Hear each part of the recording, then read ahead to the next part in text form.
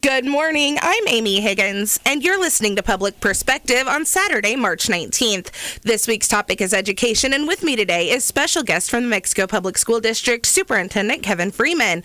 Welcome, Kevin. Thanks. Good morning. How are you? I'm great. So could we start by just hearing a little bit about yourself? Oh, you sure people want to hear that? I am. Okay. Let's see. This will be my 28th year in education. I've been superintendent now for 4. I was assistant superintendent for 5 before that.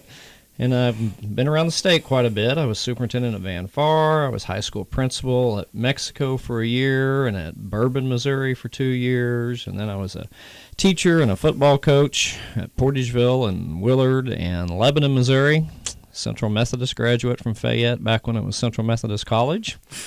I can't do that university thing. I know that probably aggravates them, but I can't. I'm married to a wonderful woman, Della Freeman, and between us we have 5 kids and just love education. 5 kids must keep you pretty busy. 5 kids keeps us busy, but they're older, so it's good. So almost time for grandkids? Let's hope not yet. Gotcha. Not quite that old, but however, you never know. If they're not quite that old, let's wait until they're like 40, 50, whatever. Sure. There you go. There you go. All right. So we've got several topics to cover today. Can we start with Bright Futures? Would love to start with Bright Futures. All right. Awesome. So tell me just a high overview of what Bright Futures is. So Bright Futures is really an engagement piece. It is a way for us to engage with the community and to get involvement with the community, and so that we can help kids. The bottom line for Bright Futures is to help kids, because there are lots of students out there that for whatever reason they struggle for many reasons. And with Bright Futures, we have tons and tons of resources in this community, like lots of communities have, and Bright Futures is an umbrella to tie all those resources together so that when a kid needs something, when we need to do something for kids, that we can do it very, very quickly. The best thing we have going on with Bright Futures right now here in Mexico, because in every community it looks a little different. There's over 40 communities now that are Bright Futures partners with Bright Futures USA, is our Lunch Buddy program.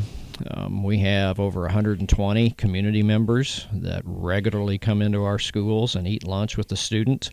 Most of those are elementary and middle school, although we do have a group that meets with some kids at the high school. And, that is just wonderful. Those are community volunteers that are in our district twice a month at least, touching base with kids. And when you hear the stories that come out of those meetings, it's touching and it's fun and it's exciting, and it's good for kids, and it's good for the adults too. It's good for everyone.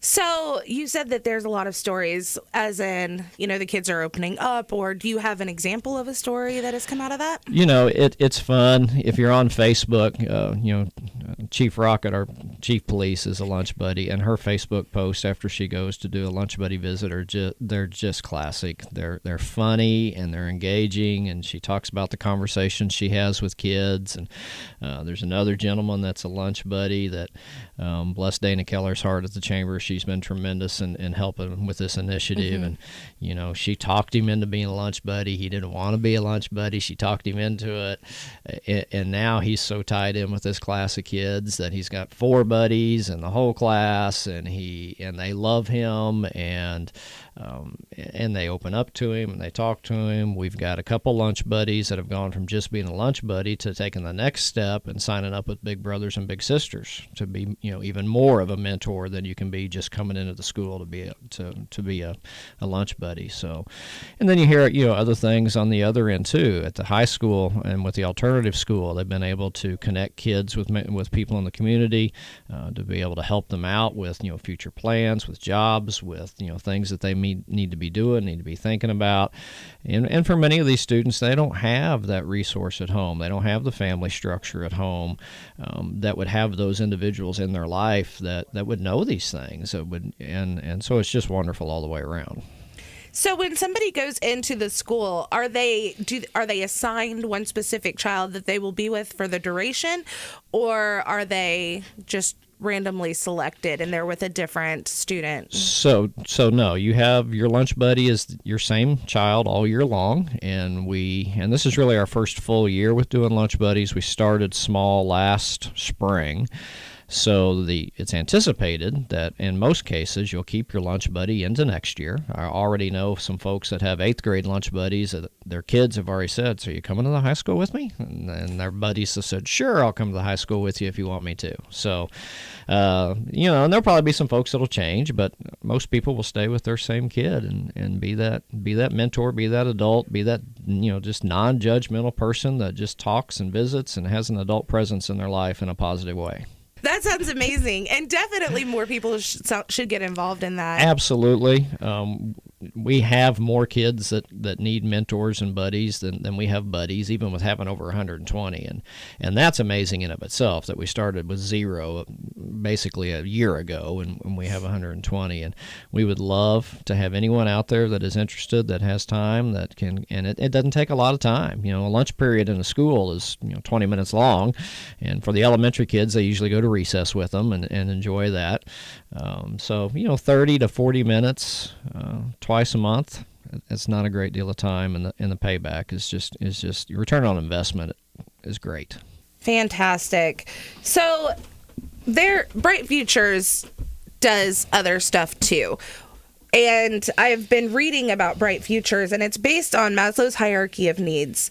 Can you explain that? Well, sure. Maslow's hierarchy of needs, goes back to your college psychology and the fact that your basic needs of being cared for and fed and safe have to be met before you can move up that hierarchy and go to those things like learning and self-actualization and whatnot. And so we have in our community a significant number of children of poverty, a significant number of children who lack a family structure, and through no fault of their own, it just is what it is. And so if we have children that need shoes or need clothes, Bright Futures can meet that need very, very quickly. Almost all of our needs are met within 24 hours, if not the same day. So we try and meet those kinds of basic care needs, because to do that, you take care of kids. A hungry child, a child that's worried about where their next meal is, or and kids will be concerned about shoes and clothes and those kinds of things. We can take care of those needs as well. So with food and clothes, so I know that part of Bright Futures is the schools and different organizations have been collecting Bulldog spirit wear. Sure. Is that primarily what is collected, or is it just a collection of pretty much anything that can be handed out at a moment's notice? Anything can be handed out at a moment's notice is collectible, absolutely. The Spiritware initiative was, knowing that, lots of people have lots of Bulldog gear that's just sitting in closets and drawers and whatnot that, people have outgrown or they don't wear anymore. It was a catchy way, if you will, to raise awareness, to do the Spiritware drive, to get clothing into the school. And it's beneficial as well because, kids get to wear a Bulldog sweatshirt or a Bulldog t-shirt or whatever it may be. So that one kind of met both needs, but, we'll have a child that'll need some pants, or we'll have a child that'll need, next year we're going to do, Bright Futures is going to do Socktober, I believe it is, a sock drive in October and those kinds of things. So there are lots of needs, and the coats have been collected for years. Show Me Credit Union's a great partner, and they've collected coats for kids for years. And so there's a lot of those community things that we're just packaging under that Bright Futures umbrella as a way to raise awareness for what we're doing and how we're trying to really meet the needs of kids and help kids. To feed hungry children, obviously there's a lunch buddy program. What else does Bright Futures cover? One of the things that started before Bright Futures was the Buddy Backpack program, where we send backpacks home on the weekends for children in need. And, Bright Futures is involved in that and will be involved in that in the future. That program continues. Okay. So the Buddy Packs, what are the purpose of those? Are those just to make sure that children have something to eat, or to provide a meal over weekends? It's to make sure they have food over the weekend. we see in school, unfortunately, a rise in behaviors, students misbehaving when you go into, especially into a long weekend, because some of those kids know that there's not going to be a meal for them, and so the Buddy Pack program is a way to provide some meals, some non-perishable food items that you can put in a backpack and that they can take home and have to eat over the course of the weekend. Where does the food for that come from? The food bank in Central Missouri and Columbia is very instrumental in their support of the Buddy Backpack program, and it started small in Columbia and has grown exponentially in Northeast Missouri. There are dozens of schools and literally thousands of children that are fed through the backpack program. What are the qualifications to get a buddy pack sent home? It's based on need, and the school folks identify the kids that have that need. Let's talk about how somebody would go about getting involved with the Bright Futures program with the Mexico Public Schools. Well, I think the easiest way is probably lunch buddies, but that's certainly not the only way. Bright Futures tagline is time, talent, and treasure. That everybody in a community, to some degree or another, has time that they can donate. They have talent that they could donate, or they have treasure that they could donate. And we have a variety of folks that have told us, I want to be involved in Bright Futures, but I just want to be behind the scenes. And, if you need something, call me. And we have a lot of that. So there are a number of ways folks can be involved with Bright Futures and be involved with our kids. Each building has a site council that meets monthly that helps to organize all these initiatives and helps to come up with activities and things that they can do for the kids in their building. So each building has a site council, and we're always looking for people to be members of the site council. We have an overarching advisory council that is district-wide that meets monthly as well. And so if you wanted to be involved in one of those councils, you could let me or anybody at school know, and we could get you to the proper person and get you involved. All right. Well, Mr. Freeman, thank you so much for that. We're going to go ahead and take our first break.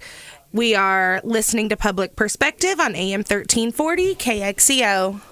Welcome back to Public Perspective on AM 1340 KXEO. We are here with Mexico Public School Superintendent Kevin Freeman. We spent our first section talking about Bright Futures, and the Mexico Public Schools are going to have a couple of things on the April 5th ballot. First of all, welcome back, Mr. Freeman. Thank you. So, can we talk a little bit about Proposition 3? Sure, we can. We're going to have, like you said, two things on the April ballot. We'll have Proposition 3, which is a tax levy, and it is a tax levy increase. And then we have Proposition Kids, which is our bond issue. Proposition 3 first, looking at that, this is an operating levy. This is, in school districts, your funding is kind of divided between operations and bonds. And on the operating side, that is where we pay for things to operate the school district, whether it's salaries or textbooks or programs, whatever it may be that helps us to operate. Anything that's not a building comes out of operations. And so we've been very fortunate over the past few years to have built balances and run a positive budget. However, we're between declining state funding and a flat local tax base. We're entering an era where we are starting to deficit spend, and we're going to deficit spend absent this tax increase for several years. And we've been very fortunate and have worked very hard to see our student achievement truly go through the roof over the past 3 or 4 years. And we'd really like to keep that going and keep that momentum going. And so earlier this year, the school board voted to put this tax increase on the ballot to help maintain our programs that we've been able to build up over the past few years. So the amount is... it's really not that much, is it? It's a 40-cent tax increase, and if you have a house that's a $100,000 house on the real estate market, that's $76 over the course of the school year, over the course of the entire year, not school year, but of course of the tax year. So for what we would call the average homeowner, it's a $76 increase, yes. So that seems pretty reasonable. It's not a lot. We would hope that the public would see that it's not a lot when it comes to taking care of kids, and that's what we're really trying to do is take care of kids. So you said that the school district is now having to deficit spend. Can you explain what that means? Sure. So it's just like your home budget, except if you had to do your home budget like schools do budgeting, you'd go crazy. We always have to guess a little bit on revenue, and it's always impacted by what happens down in Jeff City this time of year with the legislative session and what they may or may not do.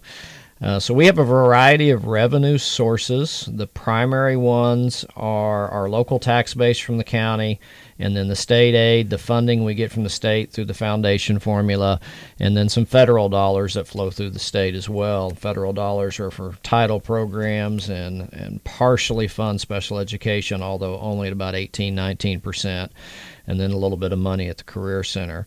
And then, of course, we have expenditures on the other side of that. And like I said earlier, that's our programs and our people. And, over the past several years, those have gone up. We have been fortunate. 5 years ago, we have a peer group of schools that we kind of compare ourselves to, which is 30-some-odd schools across the state that are about our size and similar communities. That includes folks in the conference like Fulton and Moberly, so it's towns like that across the state. And we were 31st out of 31 in base teacher pay. And we've been able to increase that. We're now 23rd. We've moved up, but we're not in the top half yet even. But that's money that it's increasing expenses, okay? And Affordable Care Act is another thing. Some people call it Obamacare, whatever you want to call it. The Affordable Care Act added a significant amount of money to our expenditure side. And then everything else costs money, whether it's utilities, whether it's textbooks, whatever it may be. Just like inflation hits everyone, it hits us too. And so our costs have increased to a point that this year we're going to spend more money than we bring in. The nice thing about that is we're able to increase our balances, and we're okay right now. But we can't do this very long. And if we deficit spend for very long, you get so low that you become what the state calls a financially distressed school, and we don't want to get anywhere near that at all. The school district hasn't had a tax levy in a while. Is that correct? That is correct. They haven't passed a levy increase since 1991. We did do a rollback of what was called Prop C back in 2011, and that added to the tax base, and that helped us get really where we've been able to go over the past 4 years in student performance. Over the past 3 years of the new MSIP-5 accreditation system, we have moved from 78% to 92.5% out of 100. So we've made tremendous improvement in that system. We also rank ourselves with that peer group that I talked about, and also with all the schools in the state of Missouri, because the tests change every year now because of everything that's happened with No Child Left Behind, and now the state getting involved and whatnot. The MAP test you take this year is not the same exact test you take next year, so it's really hard to look. Did you improve from year to year? But what you can do is you can look at how did all of you do. It's kind of like 1 year you run a 100-yard dash for time, and then the next year you run a mile for time. Did you get better? I don't know, because those are two very different things. But yet we can look how all of us did in the 100-yard dash last year, and we can look at how all of us do in the mile the next year. And that's kind of what we try and do. And so, 4 years ago, we ranked 428 out of 500 schools on what we call a single MAP index score, and now we're up to 296. And so we've jumped quite a bit, and we hope to keep that momentum going. We want to get in the top half, and we feel pretty comfortable and confident that we're going to be able to do that, and then move to the top 100 eventually. But we can't do that if we have to get into a climate of cutting budgets, and because it takes programs and it takes people, and we have to have small classes, and we've got pretty good class sizes right now. They're not overly large anywhere, and we don't want to get to that point. And so all of those things, it's a lot of different factors that all play together to help us be successful. So with the MAP testing, those are all done online now, is that correct? They have moved all of that online, yes. Okay. And so I know that in the last school board meeting, with the time that I was there, there was some talk about the technology in the schools and it being sort of a challenge with every student having to do this. Sure, and that's another thing that comes out of operations is the purchase of that technology. And we've added a lot of equipment, a lot of computers, a lot of Chromebooks, a lot of iPads, a lot of technology over the past few years, and testing is all done online now. So technology-wise, what would be the ideal place for Mexico Public Schools to be if this were passed? Sure. I don't know that we're ready to look at a one-to-one kind of initiative yet, but we still want to increase the amount of technology that we have in the classrooms and that's available for student use and for teacher use, in order to maximize their education, because as we all know, many jobs are becoming very dependent upon technology, and in terms of learning, that's where the new knowledge is, and that's where the current knowledge is. If we write a textbook, for example, by the time that textbook gets written and gets in print and gets to the student's desk, the information's 5 years old. Yet if you're using a Chromebook to access primary source documents from the Library of Congress, you can get to those right away. If you're using a Chromebook to access cutting-edge research in DNA splicing, you can get to that now, whereas that DNA splicing won't show up in your textbook till we buy a new one, which best case, if you bought that textbook today, the information's 4 or 5 years old. Wow. Okay, so some other things that this tax levy would increase would be, you mentioned class sizes in the elementary schools already, and mentioned that right now those aren't bad, but depending on any budget cuts would potentially change. Sure, they could. The first thing that'll happen is you look at your staff that retire and leave, and do we really have to replace that position? And not so much this spring right now, but if this doesn't pass next year, we'll really have to be looking at that and making some hard decisions and choices about staffing. We have lots of programs. Obviously, the operating levy and the operating budget support all of our programs, but those elementary class sizes, our vocational ag program has grown tremendously. Our welding program at the Career Center has grown tremendously. We've instituted Project Lead the Way, which is a pre-engineering program, and that's a class that is available at the Career Center, but we're also doing Project Lead the Way in our elementaries and hope to begin doing that in the middle school soon as well. Junior ROTC, while that's not a large number of students, it's an important program for the kids that it serves. We have probably 40 students in JROTC, and that's an important program for those children and those kids. And of course we have to support our English language learners. Our demographic in that realm is rising steadily. We've gone from almost no English language learners several years ago to 6 or 7%, and that keeps climbing, and we don't see it going the other way. We have a strong music program. It's a music festival weekend in Mexico right now. We have a strong music program, and so we've been able to support the band program with an assistant instructor. We talked about instructional technology and all the things that we've been able to do there. And of course, back in 2008, when we were in budget cut mode, one of the things we did in those days was cut some programs, and we were able to put the construction technology program back in the Career Center a couple years ago. And so everything we have, plays into your budget and what your future looks like for your kids. That sounds great. Is there anything you would like to add about Proposition 3 before we go to our break? Incredibly important to the future of our kids. I think the thing that, I would say is that April 5th is really about three things, and I'll probably come back to this again. It's about the kids, and it's about the community, and it's about our future. Because the one thing that happens when an employer comes to town or somebody looks to move to town, they ask, how good are the schools? And in order for the community to have a great future, the schools have to be great, and this is part of it. I totally agree. All right, we're going to go ahead and take our second break. You are listening to Public Perspective on AM 1340 KXEO. Welcome back to Public Perspective on AM 1340 KXEO. We're in our third section, and we are talking to Kevin Freeman up right now about some things that are going to be on the April 5th ballot. Welcome back, Kevin. Thanks. So we've talked about Proposition 3. The other thing that's going to be on the ballot regarding Mexico Public Schools is Mexico Kids.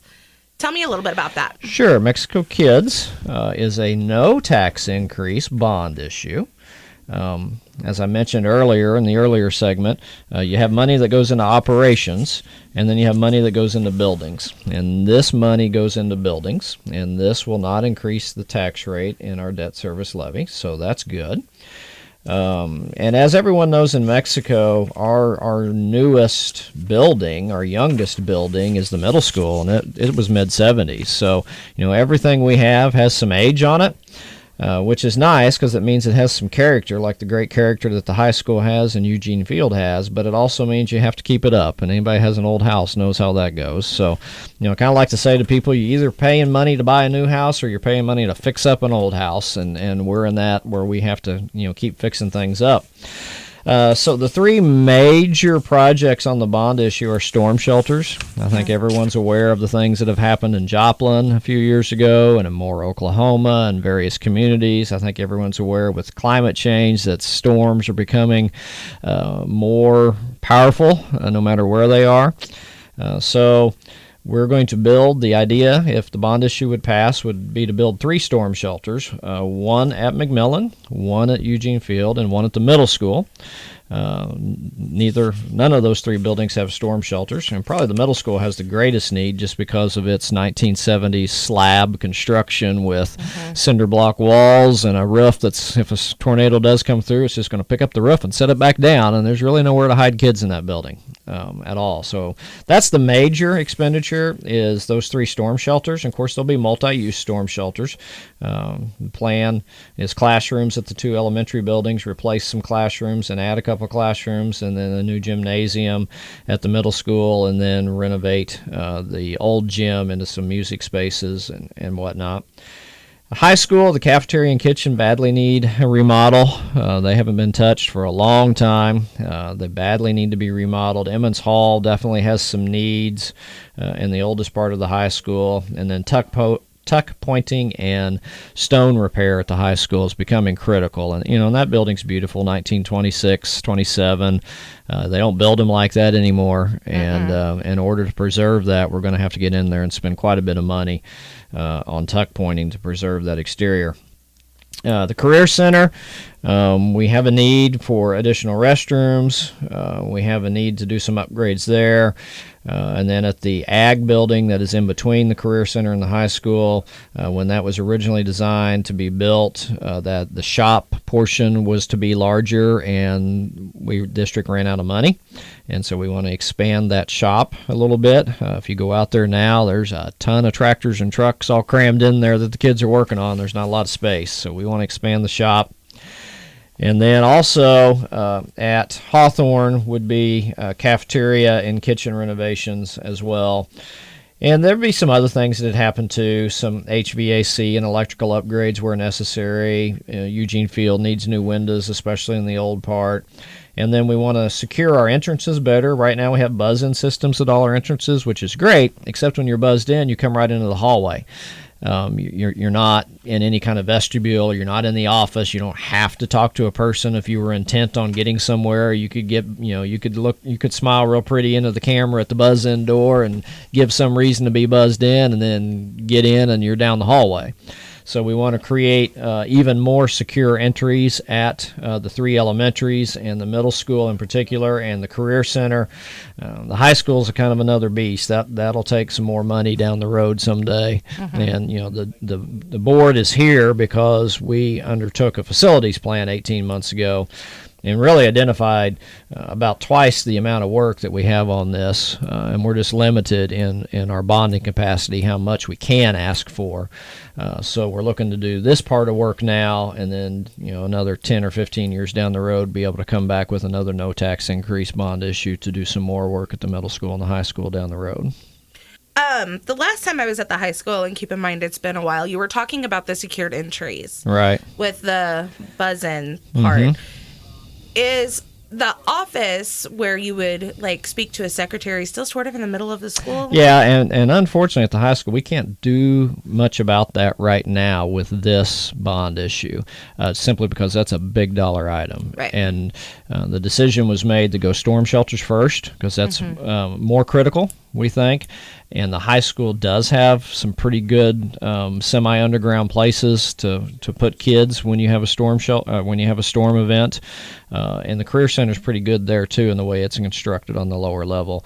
Whereas the elementaries and the middle school, we struggle a little more with some really safe places to put kids. So we kind of had a decision to make. It's spend money on storm shelters or spend money at the high school. And so, other than taking care of making sure Emmons Hall is in good shape because it's starting to really need. It's one of those situations that we can spend a little bit now, or we can spend a lot in 15 years, and we'd rather spend a little bit now. Right. And the cafeteria, which has some needs, and then the tuck pointing and stone repair, which has some needs. So the decision was made. Let's do the storm shelters. Let's do something at every building. So that every student in the district is going to see some benefit out of this as they move through the district. So Emmons Hall is beautiful. Right. Yes. We're very fortunate to have a facility like that. The last time anything was done with that majorly was in the 90s, right? Yes, it's the late 90s, I do believe. They did some major work, and we need to go back and do some more. We've since, introduced air conditioning into the area when we redid the school, 6 years ago now. And we need to take care of some plaster in there. We need to take care of some needs in the balcony. We definitely have needs on the stage that need to be taken care of with the productions that the theater department is able to do. And a lot of those are really safety related, just new and better equipment and modern equipment. So at McMillan is kind of a weird school. The way it's set up is kind of weird, don't you think? Kind of weird, maybe. It's kind of weird. It's a great school. Right. It really is. It's small and it's intimate, and I have nieces and nephews that go there that would never want to go to another school because that is their home. They love it there. It is very, very small. Right. And I know that new parking and parent drop-offs would be in the bond issue. Right. What would that look like at the school? Because there's not a lot of space there. Well, I think what folks don't know is the district owns the land from the parking lot to the church that's there. We also own an L-shaped piece of land that goes behind the apartment.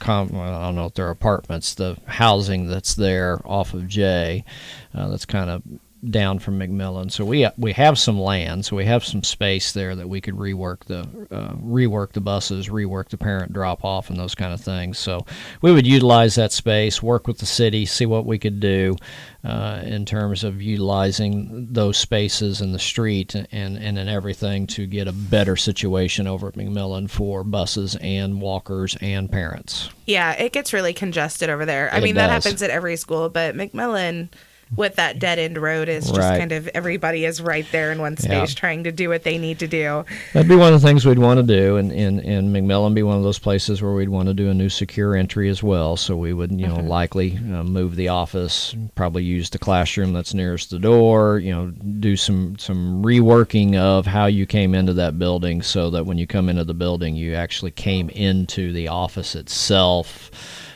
Had to talk to the secretary and or the principal, and then could move on to wherever you needed to move on, or we could bring your kid to you. At the middle school, you're wanting to renovate the gym into music classrooms. Right. So the band and choir area in the middle school is tight, not very big at all. Plus, we have a sump pump that they're sunken down in there. Yes, they are. In Audrain County, when you build a basement, you're building a swimming pool. So we battle that on a regular basis when we get heavy rains. And the gym is not large enough to put all the middle school in it at once. Certainly not large enough to put middle school students and parents in it, like when they do their band and choir concert. It's crazy, just packed in there. And so a storm shelter / gym would be wonderful, and then we would be able to use the current gym probably for band or choir, and expand the other music space and make all of that work better for our music department. Okay. So with that, would that make, because the newest gym in the district right at this point, I believe, is at Hawthorne, is that correct? Correct. When they put in the Yeah. gym storm shelter Right. area. Right. Would the one at the middle school be similar to that setup? It would. Whether we get a FEMA grant or not, I don't know yet. It's probably unlikely that we would get another one.